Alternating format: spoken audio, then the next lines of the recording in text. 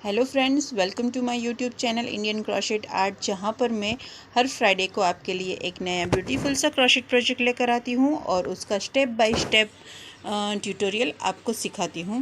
तो आज का हमारा जो प्रोजेक्ट है वो है ये शॉर्ट कुर्ती। ये देखिए, इसे मैंने कैप्री के साथ टीम अप किया है। आप इसे प्लाजो, जीन्स, लेगिंग्स, जेगिंग्स किसी के भी साथ टीम अप कर सकते हो। ये देखिए, बहुत ही सिंपल सा डिज़ाइन है। एक रेक्टेंगल बनाना है जिसकी शुरुआत मैंने ये बीच में जो सर्कल है उससे की है। फिर चारों कॉर्नर बनाकर उसका स्क्वायर बना लिया है और फिर ऊपर और नीचे स्ट्रिप्स बनाकर रेक्टेंगल बना लिया है। तो 2 रेक्टेंगल बनाए हैं। ये देखिए, पीछे भी सेम डिज़ाइन है। 2 रेक्टेंगल बनाकर सिर्फ और सिर्फ इसे जॉइंट किया है और कुछ भी नहीं है। बहुत ही ईजी सा टॉप है ये, बिगिनर्स फ्रेंडली भी है। इसमें थाल पोस्ट और टेबल मेट का डिज़ाइन भी आपको मिलेगा। वो कैसे मिलेगा वो आपको देखने के लिए पूरा वीडियो ध्यान से देखना होगा। उसमें मैंने सब कुछ आपको डिटेल में बताया है। तो जल्दी से ट्यूटोरियल शुरू करते हैं, लेकिन उससे पहले अगर आपने मेरे चैनल को और मेरे वीडियो को पहली बार ही देखा है तो प्लीज़ जल्दी से चैनल को सब्सक्राइब कर दीजिए। बेल आइकन को हिट कीजिए ताकि नोटिफिकेशन आपको तुरंत मिल जाए नए वीडियो की। और अगर वीडियो पसंद आ रहा है तो please like, share and comment. चलिए फिर शुरू करते हैं हमारा वीडियो। सो फ्रेंड्स, ये वाला जो टॉप है उसके लिए हम 3 कलर्स इस्तेमाल करने वाले हैं यान के, लेकिन शुरुआत हम येलो वाले कलर से करेंगे। हर एक कलर में मैंने यही सेम ऊन इस्तेमाल किया है। ये वही सेम ऊन है जो मैं अपने हर प्रोजेक्ट में इस्तेमाल करती हूँ, द केबल यान। और ये है 8 नंबर ऑफ हुक। ओके, तो शुरुआत हम येलो कलर से करेंगे। तो ये येलो कलर का यान लेकर हम पहले तो मैजिक रिंग बनाएंगे। सो फ्रेंड्स, अगेन एक बार आपको मैजिक रिंग बनाना सिखा देती हूँ अच्छे से। वैसे मैंने कई बार आपको बताया है। ये देखिए, यान का जो छोर है उससे शुरू करेंगे और हमारी दोनों उंगली पर इस तरीके से लपेटेंगे। अब सामने की ओर इस तरीके से क्रॉस बनाएंगे। ठीक है, अब देखिए, ये नीचे से ये ऊपर वाले यान को इस तरीके से निकाल लेंगे और फिर हम एक स्लिप स्टिच बना लेंगे। देखिए, इस तरीके से। तो ये हमारी मैजिक रिंग बन चुकी है। अब हम 3 चेन बनाएंगे, 1, 2 और 3 चेन बनाने के बाद हमारी ये जो मैजिक रिंग बनाई है उसमें हम 11 डबल क्रोशेट बनाएंगे। पहली जो 3 चेन बनाई उससे मिलाकर टोटल 12 डबल क्रोशेट बनेंगे ये वाली रिंग में। ठीक है, तो 12 बनाते हैं टोटल 3 चेन को मिलाकर। फिर आगे मिलते हैं कि क्या करेंगे। सो फ्रेंड्स, यहाँ पर मैंने 3 चेन बनाने के बाद और 11 डबल क्रोशेट बना ली है, तो टोटल हो गए हैं 12।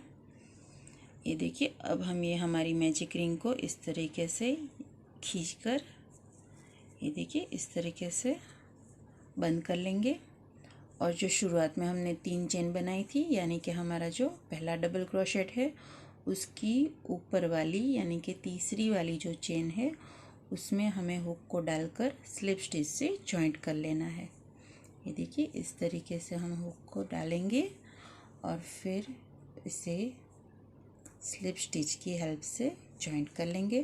तो ये हमारा एक सर्कल यानी कि फर्स्ट रो हमारी फिनिश हो जाएगी। अब सेकेंड रो की शुरुआत करने के लिए हम फिर से 1, 2 और 3 चेन बनाएंगे। फिर सेम स्टिच में हम एक डबल क्रोशेट बना लेंगे। ये देखिए, इस तरीके से।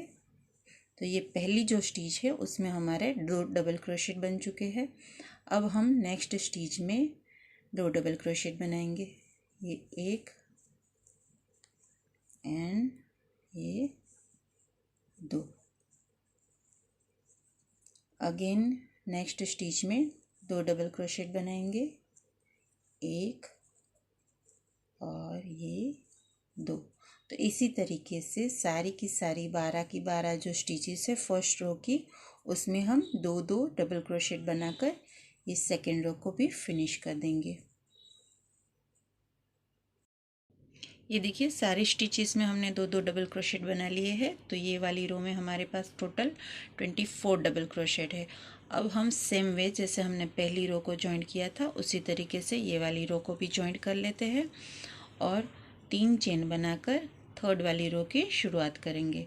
3 चेन बनाकर हम एक चेन बनाएंगे जो कि एक बिटवीन चेन रहेगी।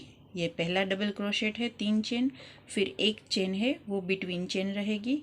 अभी हम सेम स्टिच में एक डबल क्रोशेट बनाएंगे। तो ये हमारी फर्स्ट वी स्टिच बनी है। ये देखिए पहली 3 चेन हमारा फर्स्ट डबल क्रोशेट है, फिर बीच में दोनों डबल क्रोशेट के बीच में एक चेन जो लेनी होती है वो है चौथी वाली चेन, और फिर एक डबल क्रोशेट है। तो ये हमारी फर्स्ट वी स्टिच बन चुकी है।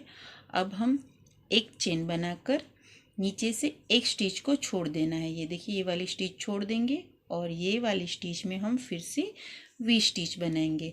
तो वी स्टिच में एक डबल क्रोशेट, फिर एक between chain and again a double crochet.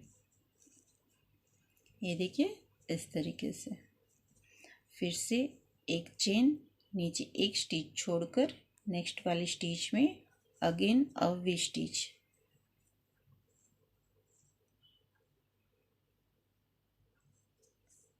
ये देखिए एक डबल क्रोशेट, फिर एक chain and again same stitch में एक डबल क्रोशेट। तो इसी तरीके से हम ये राउंड को भी फिनिश करते हैं और फिर आगे बताती हूँ कि क्या करना है। फ्रेंड्स यहाँ पर हमने थर्ड वाली रो भी फिनिश कर ली है। ये देखिए आखिरी वी स्टिच बनाई है।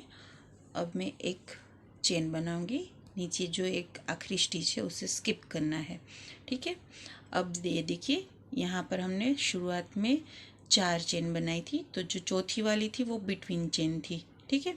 तो तीसरी वाली जो चेन है उसमें हमें इस तरीके से हुक डालना है और स्लिप स्टिच बनाकर ये देखिए इस तरीके से ये रो को फिनिश करना है। अब देखिए ध्यान से देखिएगा, हर बार हमें रो का एंड इसी तरीके से करना है और शुरुआत करने के लिए हमें ये देखिए ये वी स्टिच में हमें इस तरीके से हुक डालकर एक स्लिप स्टिच लगा लेनी है और बाद में नेक्स्ट रो की शुरुआत करेंगे। ये अभी से हम हर एक रो में इसी तरीके से एंड करेंगे और शुरुआत करने से पहले इसी तरीके से बिटवीन में इस तरीके से हुक डालेंगे और स्लिप स्टिच लगा लेंगे। तो ये हर रो में मैं आपको नहीं बताऊंगी, मैं सिर्फ यही बोलूँगी कि एंड करना है और शुरुआत करनी है। वो ये यहाँ पर आपने ध्यान से देख ही लिया है, ठीक है। अब स्लिप स्टिच लगाकर शुरुआत में हमने जो बिटवीन इस तरीके से हुक डाला और स्लिप स्टिच लगा ली, तो वो करने के बाद हमें फिर से 1 2 3 और 4 चेन बनानी है और फिर ये जो फर्स्ट वी स्टिच है उसमें हमें एक डबल क्रोशेट बना लेना है। तो ये 4 चेन बनाने के बाद हमने वी स्टिच में बिटवीन जो चेन थी उसमें एक डबल क्रोशेट बनाया। अब फिर से एक चेन बनाकर उसी वाली स्पेस में एक और डबल क्रोशेट बनाएंगे। तो ये जो फर्स्ट वी स्टिच थी ये वाली रो की, उसमें हमने इस तरीके से एक इंक्रीज़ किया। तो जहाँ भी हम इंक्रीज़ करेंगे वहाँ हमें 3 double crochet width between 2 chain मिलेगा, ठीक है। अब हम एक चेन बनाकर हमारी जो नेक्स्ट वी स्टिच है उसके बिटवीन चेन में एक वी स्टिच ही बना लेंगे, regular V stitch without any increase. तो वी स्टिच बनाने के लिए हमने बिटवीन चेन जो हमारी थी उसमें एक डबल क्रोशेट बनाया, फिर एक चेन बनाएंगे। अब उसी 1 चेन स्पेस में एक और डबल क्रोशेट बनाएंगे। तो ये हुआ हमारा रेगुलर वी स्टिच। अब हम एक चेन बनाकर नेक्स्ट वी स्टिच में हम इंक्रीज़ करेंगे। तो इंक्रीज़ में हम क्या करेंगे, एक डबल क्रोशेट बनाएंगे, फिर एक चेन बनाएंगे, अगेन उसी वाली 1 चेन स्पेस में एक डबल क्रोशेट बनाएंगे। तो ये तो हुआ हमारा रेगुलर। अब यहाँ पर हमें इंक्रीज़ करना है तो हम एक बार और चेन बनाएंगे और अगेन एक डबल क्रोशेट बनाएंगे वही वाली बिटवीन चेन में वी स्टिच की। तो ये देखिए इस तरीके से। तो अगेन हमें जो इंक्रीज थी वहाँ पर हमें 3 डबल क्रोशेट बिटवीन 2 चेन मिले, ठीक है। तो ये हमारा इंक्रीज हो गया। अब हम एक चेन बनाएंगे। तो अगले वाले में इंक्रीज किया था तो यहाँ हमें रेगुलर वी स्टिच ही बनाना है। तो रेगुलर वी स्टिच के लिए एक डबल क्रोशेट, एक चेन, अगेन सेम स्पेस में एक डबल क्रोशेट, ओके। फिर एक चेन, अगेन यहाँ पर हम इंक्रीज बनाएंगे। तो एक डबल क्रोशेट, एक चेन, अगेन एक double crochet, a chain and again a double crochet. तो इस तरीके से three double crochet between two chain between two chain, okay. तो इसी तरीके से ये राउंड नंबर 4 फिनिश करेंगे। जैसे मैंने कहा था उसी तरीके से फिनिश करेंगे और फिर नेक्स्ट रो की शुरुआत में हम मिलेंगे। रो नंबर 4 जो हमारी है वो पूरी हो चुकी है। अब अगेन एक बार देख लीजिए, हमें पहले जो 3 चेन बनाई थी उसकी तीसरी वाली चेन में हमें इस तरीके से स्लिप स्टिच लगाकर ये रो को फिनिश करना है। तो जैसे फिनिश करने के बाद हम देखेंगे कि हर एक स्टिच को छोड़कर एक वी स्टिच में हमने रेगुलर बनाया है, एक वी स्टिच में हमने इंक्रीज़ किया है। तो इस तरीके से ये दिखेगा, ठीक है। अब हम 5th वाली रो की शुरुआत करेंगे। शुरुआत करने के लिए जैसे मैंने आपको बताया था कि हम ये देखिए इस तरीके से बिटवीन स्टिच में हुक डालकर स्लिप स्टिच लगा लेंगे ताकि हमारा जो स्टिच है वो बिटवीन स्टिच में पहुंच जाए, ठीक है। तो इस तरह से करने के बाद हम 1, 2, 3 और 4 चेन बनाएंगे। और ये जो इंक्रीज़ वाला है हमने फर्स्ट वी स्टिच के ऊपर इंक्रीज़ किया था, तो उसकी इंक्रीज़ की जो फर्स्ट वी स्टिच है उसमें हम एक वी स्टिच बनाएंगे इस तरीके से। तो ये देखिए बन चुकी है। 4 चेन बनाने के बाद वही वाली चेन स्पेस में हमने एक डबल क्रोशेट बना लिया है। अब हमें 2 वी स्टिच के बीच में एक चेन भूलनी नहीं है, तो हम एक चेन बनाएंगे। और ये देखिए इंक्रीज़ वाले में जो दूसरी वी बनाई थी हमने उसमें हम एक रेगुलर वी स्टिच बनाएंगे। ये देखिए एक डबल क्रोशेट, फिर एक चेन और फिर उसी में एक डबल क्रोशेट।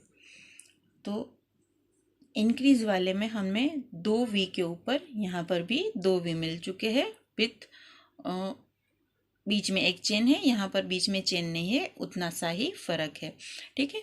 तो जो इंक्रीज़ किया था उसमें हमें ये वाली रो में इंक्रीज़ नहीं करना, लेकिन इंक्रीज़ के बाद की जो नेक्स्ट स्टिच होगी उसमें हम इंक्रीज़ करेंगे। तो ये इंक्रीज़ वाली स्टिच है, उसकी नेक्स्ट स्टिच ये वाली है, तो ये वाली स्टिच में हमें इंक्रीज़ करना है, लेकिन अगेन एक चेन बनाने के बाद। तो ये देखिए यहाँ पर हम इंक्रीज़ करेंगे। तो इंक्रीज़ में हम जैसे अगली वाली रो में किया था उसी तरीके से एक डबल क्रोशेट, फिर एक चेन, अगेन उसी वाली बिटवीन चेन में एक और डबल क्रोशेट, फिर एक चेन एंड अगेन उसी वाली स्टिच में एक और डबल क्रोशेट। तो ये देखिए ये हमारा इंक्रीज पोर्शन हो चुका है, ओके। अब हमें रेगुलर बनाना है। तो ये देखिए नीचे हमारा इंक्रीज वाला पोर्शन है, तो उसमें हमें रेगुलर ही बनाना है जैसे हमने ये वाली रो की शुरुआत में बनाया था। तो फर्स्ट वी स्टिच के अंदर हम एक वी स्टिच बना लेंगे, फिर एक चेन। हर वी स्टिच के बीच में एक चेन आनी ज़रूरी है जहाँ पर हम इंक्रीज़ नहीं कर रहे हैं। जहाँ पर इंक्रीज़ कर रहे हैं वहाँ पर चेन नहीं आएगी बीच में, ठीक है। ये देखिए नेक्स्ट वाली वी स्टिच में अगेन वी स्टिच बना लेंगे, एक डबल क्रोशेट, एक चेन और फिर से एक डबल क्रोशेट, फिर एक चेन बनाकर ये देखिए इंक्रीज़ वाली स्टिच के नेक्स्ट वाली स्टिच में हमें इंक्रीज़ करना है ये वाली रो के लिए, ठीक है। तो इंक्रीज़ के लिए एक डबल क्रोशेट, एक चेन, अगेन एक डबल क्रोशेट, एक चेन और अगेन उसी स्टिच में एक और डबल क्रोशेट, फिर एक चेन। नेक्स्ट है इंक्रीज़ वाली, तो उसमें हम रेगुलर बुनेंगे। तो एक वी स्टिच बना लेंगे फर्स्ट वाले वी में, फिर एक चेन बनाएंगे और फिर दूसरे वाले वी में दूसरा वी स्टिच बना लेंगे। तो सेम वे हम ये वाली हमारी 5th रो को फिनिश करेंगे। फिर आगे बताती हूँ कि क्या करना है। फ्रेंड्स, ये 5th वाली रो हमारी एंड हो चुकी है। ये देखिए 4th वाली रो में जो लास्ट वी स्टिच थी वो बिना इंक्रीज के थी, तो ये उसके ऊपर की स्टिच हमारी इंक्रीज वाली आई है। ठीक है, अब देखिए जैसे हम हमेशा जॉइंट करते हैं उसी तरीके से 3rd वाली चेन में स्लिप स्टिच लगाकर इसे जॉइंट कर लेना है इस तरीके से।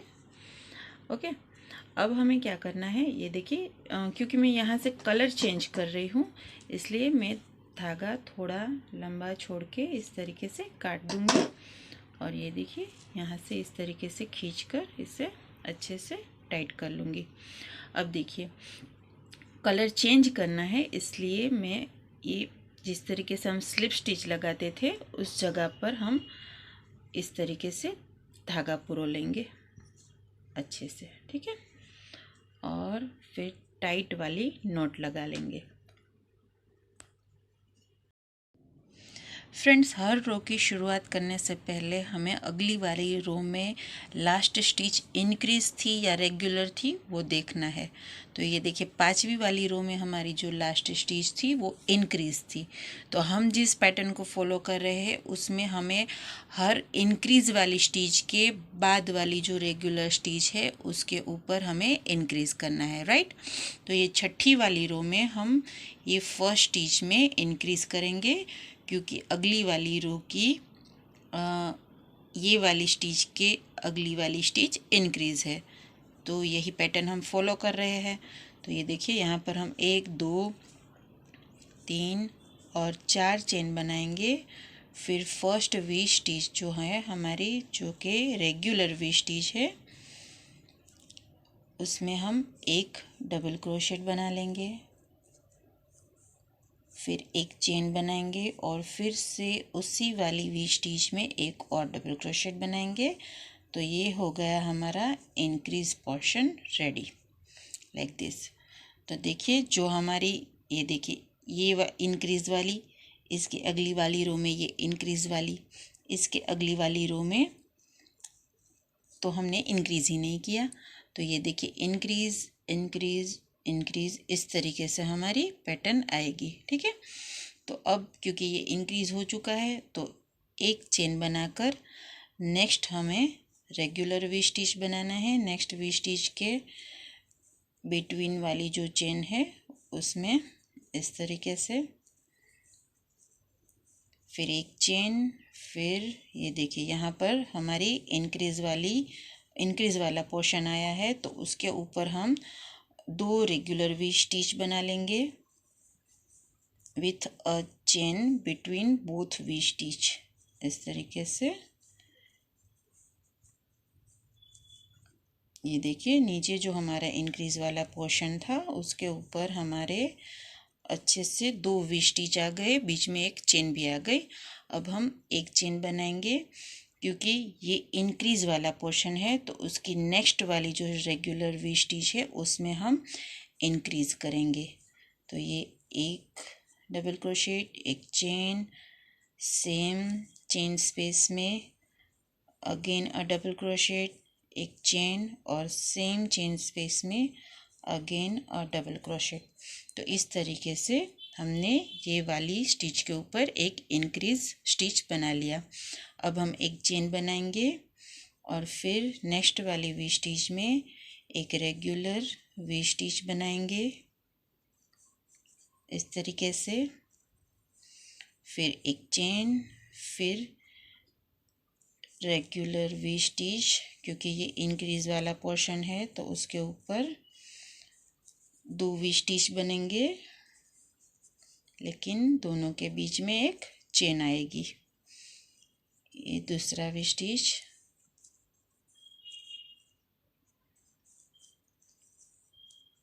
तो ये देखिए आप देखेंगे कि हर वी स्टिच के बीच, हर इंक्रीज वाली स्टिच के बीच में ये वाली रो में 3 रेगुलर वी स्टिच आ रहे हैं। ठीक है। उसके अगली वाली रो में 2 रेगुलर वी स्टिच आ रहे थे और उसके अगली वाली रो में हमने जो शुरुआत की थी इंक्रीज की उसमें सिर्फ एक था। तो इस तरीके से यही पैटर्न को फॉलो करेंगे तो हर एक रो के बाद रेगुलर वी स्टिच एक एक बढ़ता जाएगा। यानी ये छठी वाली रो में 3 रेगुलर वी स्टिच और बाद में इंक्रीज आ रहा है। 7वीं वाली रो में 4 रेगुलर वी स्टिच और उसके बाद में इंक्रीज आएगा। लेकिन इंक्रीज को करने से पहले आपको वी स्टिच गिननी नहीं है, तो आप मैंने जो बताया वो वाला फॉर्मेट फॉलो कीजिए।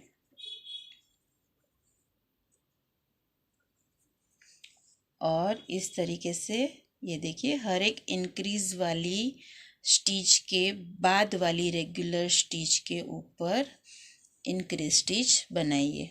तो इस तरीके से ये पूरा राउंड फिनिश करते हैं और फिर नेक्स्ट राउंड अगेन आपको इसी तरीके से आगे बढ़ना है। लेकिन अगेन नेक्स्ट राउंड में आपको बताऊंगी कि कैसे करना है। ये देखिए फ्रेंड्स, ये छठी वाली रो की आखिरी वी स्टिच भी बना ली है और उसके बाद मैंने एक चेन भी बना ली है।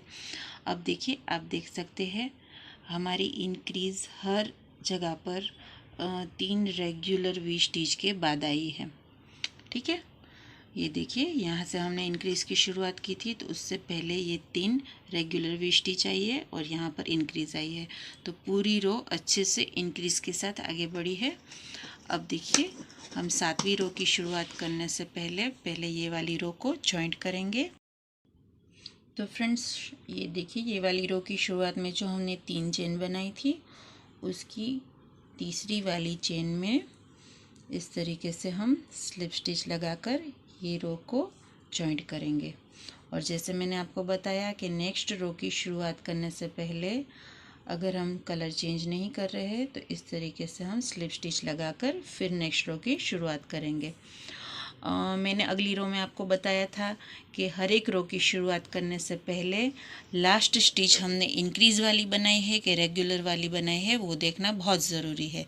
इससे पहले हमने इंक्रीज वाली बनाई थी तो शुरुआत भी हमें इंक्रीज से करनी पड़ी क्योंकि इंक्रीज वाली रो के बाद वाली जो रेगुलर स्टिच है उसके ऊपर हमें इंक्रीज लेना है। तो यहाँ पर हमने रो का एंड जो किया है वो रेगुलर वी स्टिच है।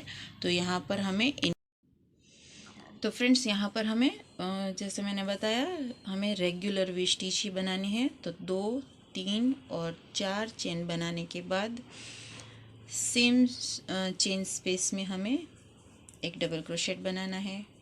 फिर एक चेन जो हमारी नेक्स्ट वी है, ये इंक्रीज वाली स्टिच में 2 वी होते हैं तो नेक्स्ट वी में हमें एक और रेगुलर वी स्टिच बनाना है। तो एक डबल क्रोशेट, एक चेन और एक डबल क्रोशेट। ओके, और क्योंकि ये इंक्रीज वाली स्टिच है तो उसके नेक्स्ट वाली जो रेगुलर स्टिच है यहाँ पर हमारी इंक्रीज आएगी। तो एक डबल क्रोशेट, सॉरी देखिए हम भूल चुके थे, ये देखिए लास्ट रेगुलर वी स्टिच बनाने के बाद एक चेन बनानी है ताकि हर वी स्टिच या फिर इंक्रीज वी स्टिच के बीच में एक चेन आए। तो ये देखिए यहाँ पर हम इंक्रीज वाली वी स्टिच बनाएंगे, दूसरा डबल क्रोशेट, फिर एक चेन और फिर ये तीसरा डबल क्रोशेट। तो ये हमारी इंक्रीज वाली वी स्टिच बन चुकी है। ठीक है, ये देखिए अगली वाली रो में यहाँ पर इंक्रीज वाली स्टिच थी, उसकी नेक्स्ट वाली रेगुलर स्टिच के ऊपर हमने यहाँ पर इंक्रीज वाली स्टिच बनाई है। अब एक चेन, फिर एक वी स्टिच,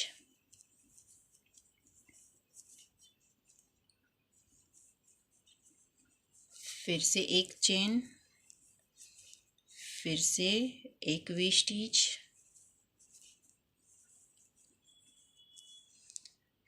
फिर से एक चेन बनाएंगे, ये देखिए एक चेन और फिर से एक वी स्टिच। अब देखिए यहाँ पर हम इंक्रीज वाली वी स्टिच में पहुँच चुके हैं। तो हमें यहाँ पर 2 रेगुलर वी स्टिच बनाने के बाद ये देखिए ये पहली रेगुलर वी स्टिच बना ली, फिर एक चेन, फिर दूसरे वी में हम दूसरी रेगुलर वी स्टिच बनाएंगे।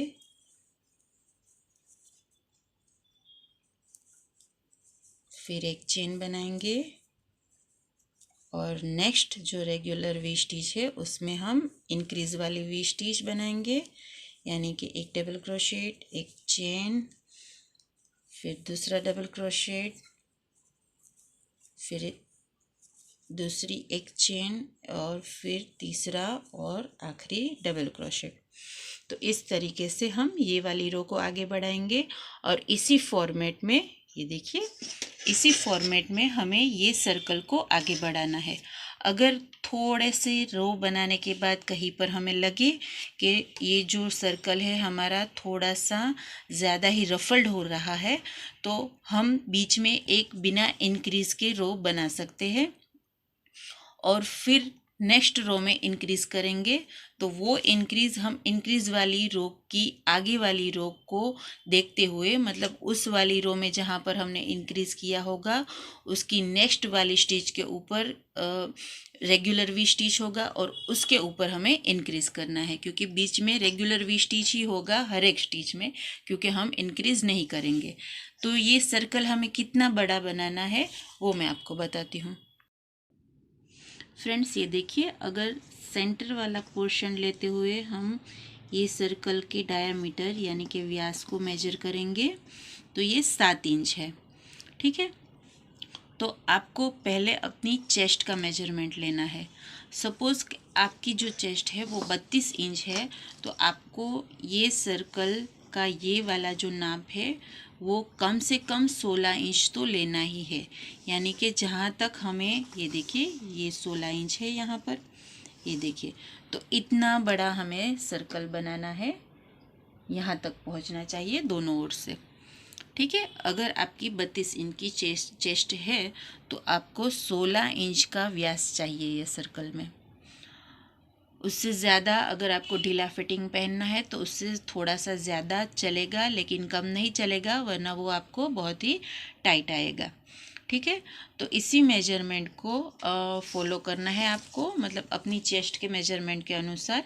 यहाँ पर मैं भी शायद 32 या शायद 34 का बनाऊंगी, मुझे नहीं मालूम, वो मैं सर्कल पूरा करने के बाद आपको बताऊंगी। और ये देखिए यहाँ पर तो मैंने सिर्फ दो कलर के धागे का इस्तेमाल किया है। अभी ये चॉकलेट कलर में मैं शायद, ये देखिए दूसरी रो तो हमने शुरू कर दी है, शायद एक और रो बनाने के बाद मैं अगेन कलर को स्विच करूँगी और अपने हिसाब से करती रहूँगी आगे, जहाँ तक कि मुझे मेरे नाप के हिसाब का डायमीटर का सर्कल नहीं मिलता। ठीक है, और मैंने आपको बताया अगर कहीं पर भी आपको लगे कि आपकी इंक्रीज ज़्यादा हो रही है तो आप बीच में एक रो बिना इंक्रीज के डाल दीजिए और इंक्रीज वाली रो को फॉलो करते हुए नेक्स्ट रो में इंक्रीज कीजिए। चलिए, तो इस तरीके से सर्कल पूरा करने के बाद फिर आगे आपको बताऊंगी कि आगे हमें क्या करना है। सो फ्रेंड्स, ये मैंने अपनी साइज़ के हिसाब से, ये देखिए, ये यहाँ से यहाँ तक मेरा तकरीबन, वैसे तो मैंने 18 इंच रखना था, लेकिन 18 से थोड़ा सा ज़्यादा हो रहा है, बट इट्स ओके, क्योंकि थोड़ा सा तो ये कम ज़्यादा होगा ही, आधा पौना इंच। तो क्योंकि मुझे 34 चाहिए था, इसका जो चेस्ट का मेजरमेंट है जिसके लिए मैं बना रही हूँ वो 34 है, इसलिए मैंने इसकी जो डायामीटर है वो 18 तक मुझे मिली, तब मैंने इसे बुनना बंद कर दिया। ठीक है, अब ये वाला यान यूज़ करके मैंने यहाँ पर 5, 6, 7, 8, 9, 10, 11, 12, 13, 14, 15, 16, 17 रो बुनी है टोटल। ठीक है, आपका यान अगर पतला या मोटा होगा तो आपको ज़्यादा या कम बुननी होगी। ठीक है, तो यहाँ पर 17 रो बुनने के बाद ये आखिरी वाली जो रो है उसमें मेरे पास टोटल 72 यानी कि 72 वी स्टिच है। ओके, अभी मैं आपको बताऊं कि यहाँ से 5 रो ये बुनी, फिर मैंने ये कॉफ़ी वाले कलर की 2 बुनी, फिर ये वाले रंग से 2 बुनी, फिर ये वाले रंग से 2 बुनी। तो इस तरीके से 10वीं रो तक मैंने हर एक रो में इंक्रीज़ किया था, लेकिन 10वीं रो के बाद 11वीं रो को मैंने बिना इंक्रीज़ के बुना था। फिर 12वीं रो में इंक्रीज़ किया था, फिर 13वीं को बिना इंक्रीज़ के बुना था, फिर 14 वाली रो में मैंने इंक्रीज़ किया था, 15वीं बिना इंक्रीज़ के बुनी थी, 16वीं में इंक्रीज़ किया था और 17वीं बिना इंक्रीज़ किए बुनी थी। तो ये देखिए मुझे कितना फ्लैट सर्कल मिला है। ठीक है, तो आप भी अपने हिसाब से, आपको अगर रफल हो रहा है, रफल यानी कि ये इस तरीके से लगेगा। अगर आप ज़्यादा इंक्रीज कर रहे हो तो आप हर अल्टरनेट रो में, यानी कि एक रो में इंक्रीज कीजिए, एक रो में मत कीजिए। अगर आपका बहुत ज़्यादा नहीं हो रहा तो 2 में इंक्रीज कीजिए, एक में मत कीजिए, 2 में इंक्रीज कीजिए, एक में मत कीजिए। इस तरीके से आप अपने हिसाब से इंक्रीज को कंट्रोल कर सकते हैं और इसे फ्लैट बना सकते हैं। मैंने यहाँ पर एक में किया, लेकिन ये 10वीं रो के बाद शुरू हुआ था। 10वीं रो तक बहुत ही फ्लैट बन रहा था। उसके बाद मुझे लगा कि शायद थोड़ा ज़्यादा रफल हो रहा है, तो मैंने एक रो बिना इंक्रीज के, फिर एक रो इंक्रीज के साथ, और फिर एक रो बिना इंक्रीज के, इस तरीके से मैंने आगे की बुनाई की और 17 रो तक मुझे मेरी जो वृत्त है वो मिल चुकी है। ठीक है, अभी देखिए, मैंने, आप देख ही रहे होंगे, मैंने ये जो 72 फाइनल जो मेरी रो है उसमें 72 वी स्टिचेस है। तो उस वी स्टिचेस को मैंने इस तरीके से स्टिच मार्कर से डिवाइड कर लिया है। तो वो मैंने किस तरीके से किया है, मैंने 72 यानी कि 4 का मल्टीपल है। ठीक है, तो मैंने क्या किया, 11 इंटू 4 होता है 44 और 7 इंटू 4 होता है 28। तो 44 प्लस 28 होगा 72। तो मैंने इस तरीके से, ये देखिए, यहाँ पर 7, फिर यहाँ पर 11, फिर 7, फिर 11, फिर 7, फिर 11, फिर 7 और फिर 11। तो मुझे ये देखिए, ये आमने सामने 7, फिर ये आमने सामने 7 और 1 2 और 3 4, चारों कॉर्नर में 11 स्टिचेस मिल चुकी है। वी स्टिच की मैं बात कर रही हूँ। ठीक है, तो ये जो 11 है, ये जो 11 है, ये 11 हमारा कॉर्नर बनेगा। ये 2 कॉर्नर बनेंगे और ये 2 कॉर्नर बनेंगे, और ये जो 7 स्टिचेस है वो हमारी जो साइड की जो साइड्स होगी स्क्वायर की, वो बनेगी। तो ये आमने सामने की इस तरीके से हम स्क्वायर बनाएंगे। यहाँ पर कॉर्नर बना लेंगे, यहाँ पर कॉर्नर बना लेंगे। तो इस तरीके से हमारा ये एक स्क्वायर बनकर रेडी हो जाएगा। तो कॉर्नर कैसे बनाते हैं वो मैं आपको अभी बुनना सिखाती हूँ, लेकिन उससे पहले यहाँ देखिए, मुझे तो 72 आई, तो 4 का मल्टीपल था तो इजीली हो गया। अगर सपोज के 72 की जगह मुझे 74 वी स्टिचेस मिली होती ये वाली रो में, तो मैं क्या करती, एक्स्ट्रा जो 2 है उसे, ये देखिए, ये जो 7 और ये 7 है उसमें एडजस्ट कर लेती। तो ये आमने सामने की 2 जो है वो मैं 8 कर लेती, ये साथ ही रखती, यहाँ पर मैं 8 स्टिच छोड़ देती। तो इस तरीके से आप भी अपनी काउंटिंग में अगर कोई वेरिएशन आ रहा है तो उस तरीके से आप एडजस्ट कर सकते हैं, लेकिन एक नहीं एडजस्ट होगी, अगर आपको 2 ही करनी पड़ेगी, और जो 2 आपको करनी है वो आमने सामने ही करनी है। यानी अगर एक आप यहाँ पर एडजस्ट कर रहे हो तो दूसरी उसके सामने वाली जो 7 का ग्रुप है उसी में एडजस्ट करनी है। ठीक है, तो आई होप आपको अच्छे से ये एक्सप्लेन हो चुका है। अगर नहीं हुआ तो कमेंट बॉक्स में ज़रूर पूछिएगा, मैं आपको ज़रूर से आंसर दूंगी। चलिए अब हम कॉर्नर की बुनाई करते हैं। फ्रेंड्स, ये जो 11 का ग्रुप है, 11वीं स्टिच का ग्रुप, यहाँ पर हम एक कॉर्नर बना रहे हैं पहले। तो ये देखिए, यहाँ पर हम सबसे पहले, ये देखिए, ये आखिरी वाली रो यहाँ पर एंड हुई थी, तो धागा मुझे अटैच करने की ज़रूरत नहीं है, धागा मैंने काटा नहीं था। तो ये देखिए, यहाँ पर आखिरी वाली रो मैंने जॉइंट की है। अब मैं 1 2 3 और 4 चेन बनाकर ये जो फर्स्ट वाली वी स्टिच है उसे स्किप कर दूंगी और उसके नेक्स्ट वाली वी स्टिच में एक वी स्टिच बना लूँगी। 1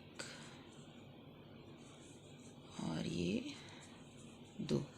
अब एक चेन लेकर उसके नेक्स्ट वाली वी स्टिच में वी स्टिच बना लूँगी, एक, फिर एक चेन और फिर एक डबल क्रोशेट। अभी एक चेन लेकर नेक्स्ट वाली वी स्टिच में एक वी स्टिच बना लूँगी। तो इसी तरीके से मैं पूरे जो 11 की 11 स्टिचेस है, ये देखिए हमारा जो जहाँ यहाँ हमारा स्टिच मार्कर है, तो यहाँ तक मैं बुनाई करूँगी हर वी स्टिच के अंदर एक वी स्टिच की।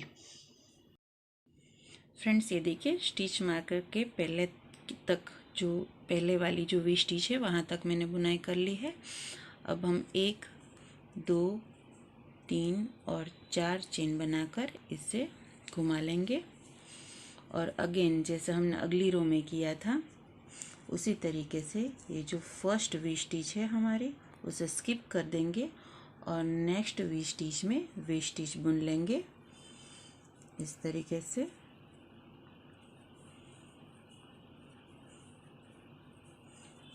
तो अगेन ये वाली रो में भी हम लास्ट वी स्टिच तक, ये देखिए ये जहाँ से हमने ये कॉर्नर की शुरुआत की थी, ये देखिए ये हमारी लास्ट वी स्टिच है, तो यहाँ तक बुनाई करेंगे और अगेन 4 चेन लेकर घुमा लेंगे और फर्स्ट वी स्टिच को स्किप करेंगे।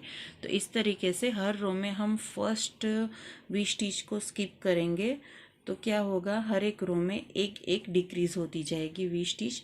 तो आखिर में एट द एंड हमें एक वी स्टिच मिल जाएगी। तो जैसे ही हमें एक वी स्टिच मिलेगी तो हमारा कॉर्नर फिनिश हो जाएगा। मैं अभी आगे आपको बताऊंगी ये रो पूरी करने के बाद कि अगेन नेक्स्ट रो कैसे शुरू करते हैं। ये देखिए ये आखिरी वी स्टिच तक हमने बुनाई कर ली है।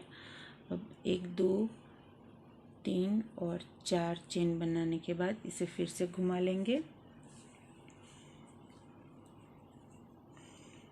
और ये फर्स्ट वाली वी स्टिच को स्किप करके ये वाली वी स्टिच में वी स्टिच बनाना शुरू कर देंगे।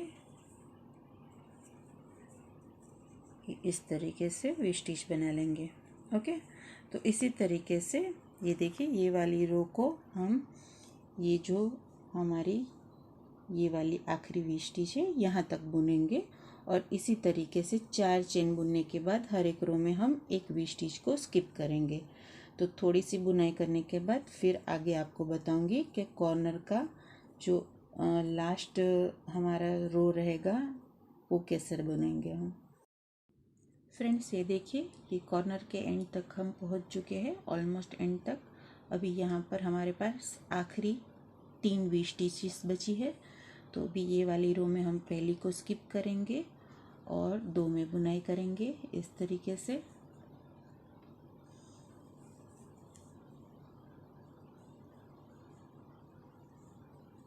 फिर एक चेन बनाकर नेक्स्ट वी स्टिच में वी स्टिच बुन लेंगे।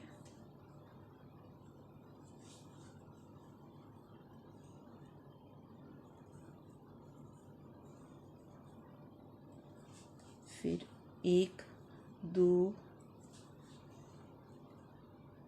3 और 4 चेन बनाकर इसे घुमा लेंगे। अब हमारे पास 2 वी स्टिचेस बची है, तो पहली को स्किप करेंगे और ये आखिरी वाली जो है उसमें हम एक वी स्टिच बना लेंगे। ये देखिए इस तरीके से।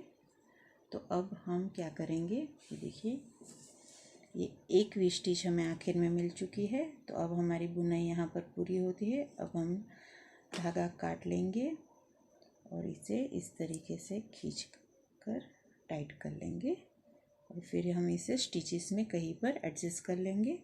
अब ये देखिए ये इस तरीके से पूरा कॉर्नर निकल के आया है। आप देख सकते हैं कि कॉर्नर बनने के बाद ये जो पीस है वो ये देखिए सीधी लाइन, ऑलमोस्ट सीधी लाइन नहीं मिलेगी लेकिन ऑलमोस्ट सीधी लाइन बन चुकी है। तो इसी तरीके से अगर हम ये देखिए इसको मैं पूरा बिछा दूँ, ये देखिए ये जो कॉर्नर हमने बनाया बिल्कुल इसी मेथड को फॉलो करके ये वाली 11 स्टिचेस में हम दूसरा कॉर्नर बना लेंगे और फिर नीचे जो 2 कॉर्नर है ये 11 स्टिचेस और ये वाले 11 स्टिचेस में हम इसी तरीके का कॉर्नर बुन लेंगे।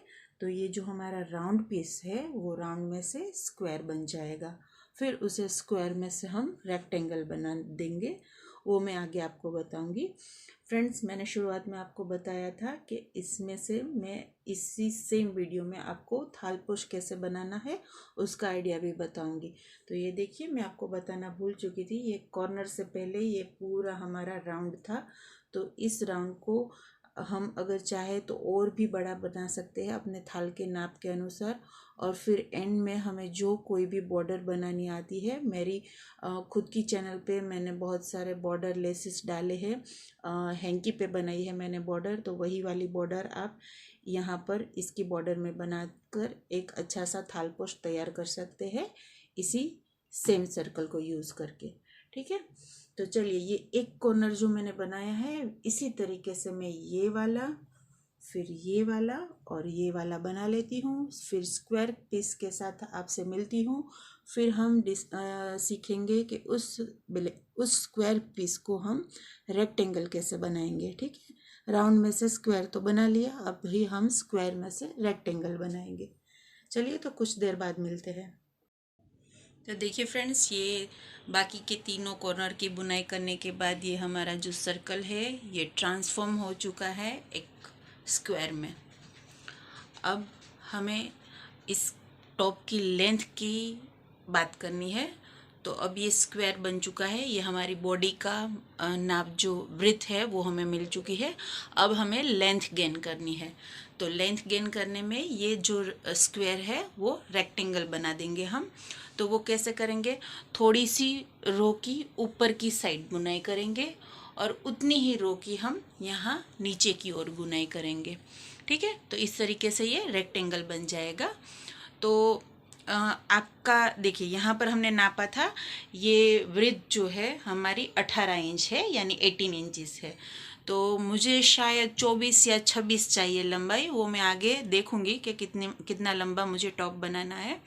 तो अगर सपोज़ कि मुझे 24 इंच चाहिए तो 18 में मुझे 6 और चाहिए इंचेस। तो मैं 3 इंच की बुनाई ऊपर करूंगी और उतने ही इंच की बुनाई नीचे करूंगी। अगर मुझे 26 इंच चाहिए तो मैं 4 इंच ऊपर बुनूंगी और 4 इंच नीचे बुनूंगी। तो इस तरीके से हम बुनाई करेंगे और इसे एक रेक्टेंगल में ट्रांसफॉर्म करेंगे। अब देखिए, मैं आपको बताती हूँ कि यहाँ से हम ये सीधी बुनाई कैसे करेंगे। फ्रेंड्स, यहाँ पर मैंने अपना डार्क वाला रंग जो था, डार्क चॉकलेट कलर, उसे अटैच कर लिया है। जो हमने कॉर्नर की बुनाई की थी उसमें एकदम जो कॉर्नर का स्टिच था 1 वी स्टिच, उसमें मैंने यहाँ पर हमारा ये वाला धागा अटैच कर लिया है। ठीक है, अब हम यहाँ से बुनाई शुरू करेंगे। तो पहले हम 1 2 3 और 4 चेन लेंगे। 4 चेन लेने के बाद हमें ये वाली जो 4 चेन स्पेस है वहीं पर हमें एक डबल क्रोशेट बना लेना है। तो ये हमारा फर्स्ट वी स्टिच बन गया है। अभी एक चेन लेकर नेक्स्ट वी स्टिच हमें, ये देखिए, क्योंकि ये कॉर्नर की बुनाई है तो कॉर्नर की बुनाई में हमें सीधी वी स्टिच नहीं मिलेगी, हमें एक स्पेस मिलेगी, वो 4 चेन स्पेस होगी। और ये दूसरी जो स्पेस मिलेगी वो साइड स्टिच होगी, एक डबल क्रोशेट होगा। फिर से 4 चेन स्पेस, फिर से डबल क्रोशेट, क्योंकि हमने कॉर्नर की बुनाई की है इसलिए इसी तरीके से हमें स्पेस मिलेगी।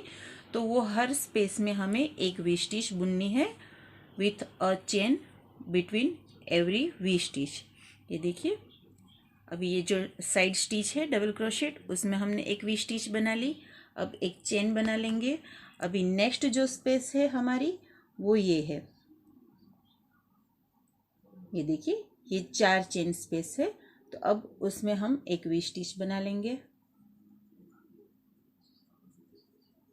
एक डबल क्रोशेट, एक चेन और अगेन एक डबल क्रोशेट। फिर से हम एक चेन बुनेंगे और अब हमारा नेक्स्ट स्पेस है वो ये देखिए, यहाँ का जो वी स्टिच है उसका ये डबल क्रोशेट हमारा नेक्स्ट स्पेस है। तो हम उसमें एक वी स्टिच बुनेंगे।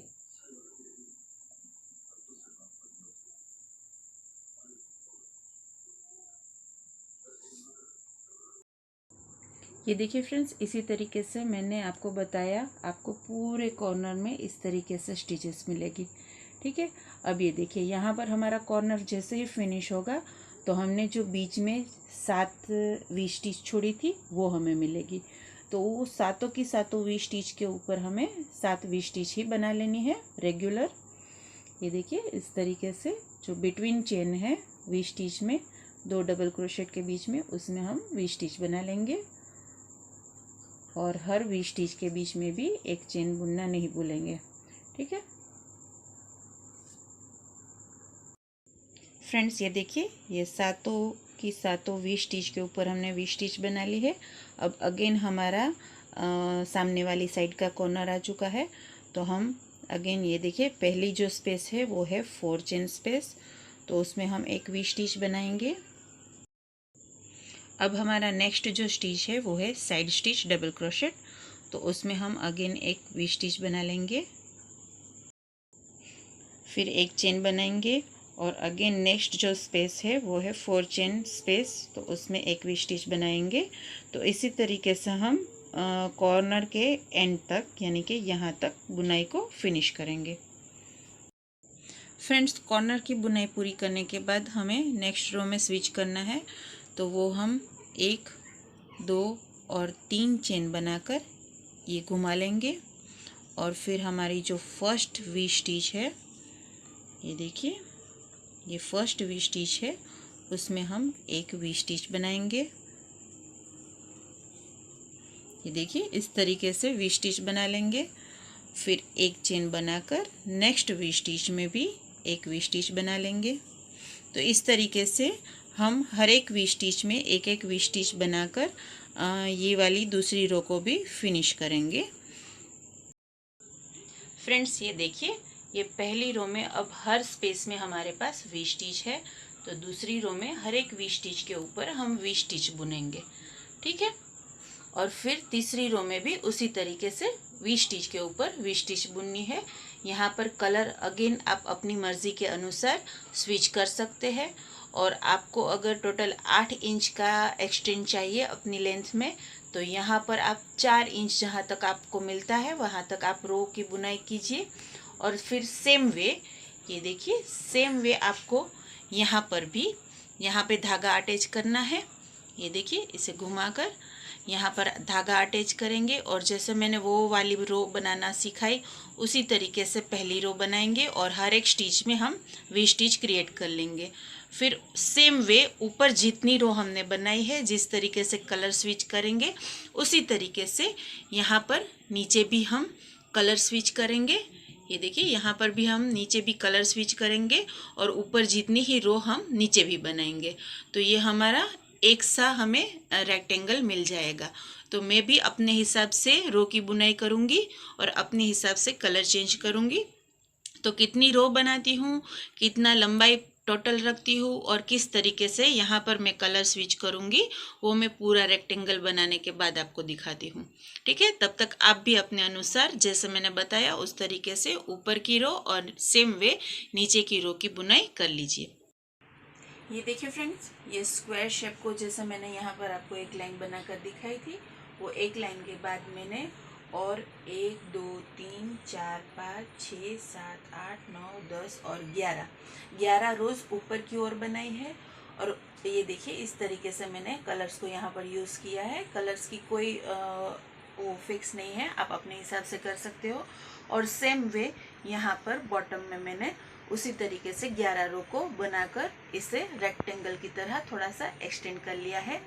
अब ये बनाने के बाद आपको ये बीच में साइड में वाला जो पोर्शन है वो थोड़ा सा श्रिंक हो रहा है वैसा लगेगा, लेकिन इट्स ओके, वो होगा ही। लेकिन हमें क्योंकि यहाँ से हम साइड में से ज्वाइन कर लेंगे तो ये वापस से अपना शेप ले लेगा। तो फ्रेंड्स, ये देखिए ये हमने जो एक रेक्टेंगल शेप बनाया है, पहले हमने सर्कल बनाया। आपको मैंने बताया था सर्कल को हम थालपोश की तरह या फिर टेबल मेट की तरह या फिर सेंटर टेबल कवर की तरह यूज़ कर सकते हैं। उसके बाद उसी सर्कल को हमने स्क्वायर बना लिया। तो वो स्क्वायर को भी अगर हम बॉर्डर बना ले चारों ओर से तो उसे भी उसी तरह के तरीके से हम यूज़ कर सकते हैं। और उस स्क्वायर के बाद हमने ये रेक्टेंगल बना लिया है। अब इसी तरीके का दूसरा रेक्टेंगल बनाना है और दोनों को जॉइंट करना है। तो दूसरा बनाने के बाद मैं आपको बताती हूँ कि दोनों को हम जॉइंट कैसे करेंगे। सो फ्रेंड्स, ये देखिए मैंने वैसा का वैसा ही दूसरा रेक्टेंगल बना लिया है। ये देखिए ये दो बन चुके हैं। अब मैंने क्या किया है, दोनों की ये सीधी साइड आमने सामने लगाकर इस तरीके से अरेंज कर लिया है। ठीक है। अब देखिए ये वाली रो में मेरे पास 27वीं स्टिचेस थी, तो मैंने क्या किया है, दोनों साइड से 8-8 छोड़ दी और फिर स्टिच मार्कर लगाकर अपने गले को नाप लिया कि मेरे सिर में से गुजर रहा है कि नहीं। तो थोड़ा सा ढीला हो रहा था, तो मैंने जो स्टिच मार्कर था उसे एक स्टिच अंदर की ओर लगा दिया दोनों साइड से। तो फिर थोड़ा टाइट हो रहा था, तो मैंने जो वो वाली वी स्टिच थी उसके बीच वाली जो हमारी चेन होती है वहाँ पर ये दोनों स्टिच मार्कर लगा लिए, तो परफेक्ट हो गया। तो आप भी उसी तरीके से अपने सिर को नापे। एक ध्यान रखें कि दोनों शोल्डर्स जो हमें जॉइंट करने हैं वहाँ पर हमें इक्वल स्टिचेस मिलनी चाहिए। फिर वो 7.5 हो, 8 हो या 8.5 हो, वो आप देख लीजिए अपने मेजरमेंट के अनुसार। ठीक है। अब देखिए यहाँ पर हम ये यहाँ से यहाँ तक हम शोल्डर्स जॉइंट करेंगे और यहाँ से यहाँ तक, ताकि हमें बीच में हमारा जो सिर का होल होता है वो मिल जाएगा। और फिर आर्म होल के लिए हम क्या करेंगे, मैंने यहाँ से यहाँ तक 9 इंच मेरे आर्म होल के हिसाब से मेजर किया था। आप अपने आर्म होल के हिसाब से मेजर करें और स्टिच मार्कर लगा ले। फिर यहाँ पर जो साइड रो है उसे काउंट कर ले, सेम रो यहाँ पर काउंट करके यहाँ भी स्टिच मार्कर लगा ले। यहाँ पर भी रो का खास ख्याल रखें, एक साइड हम मेजर करके फिर स्टिच मार्कर लगा लेंगे और फिर रो को काउंट करेंगे। ये तो सेम ही होगी, यहाँ से काउंट करके स्टिच मार्कर जो वाली रो में लगाया है उसी वाली रो में यहाँ पर भी लगाना है। ठीक है। तो इतना यहाँ से इतना हम आर्म होल के लिए खुला छोड़ देंगे। तो जो आर्म होल के लिए हमने स्टिच मार्कर लगाई है वहाँ से लेकर के ये देखिए यहाँ तक हमें जॉइंट करना है दोनों ओर से। ये वाला पोर्शन मैं अपने लिए ओपन रखने वाली हूँ क्योंकि मैंने थोड़ी सी लॉन्ग बनाया है ये टॉप को, मुझे इसे शॉर्ट कुर्ती स्टाइल में पहनना है। अगर आपको खुला नहीं छोड़ना तो आप नीचे तक भी पैक कर सकते हैं। ठीक है।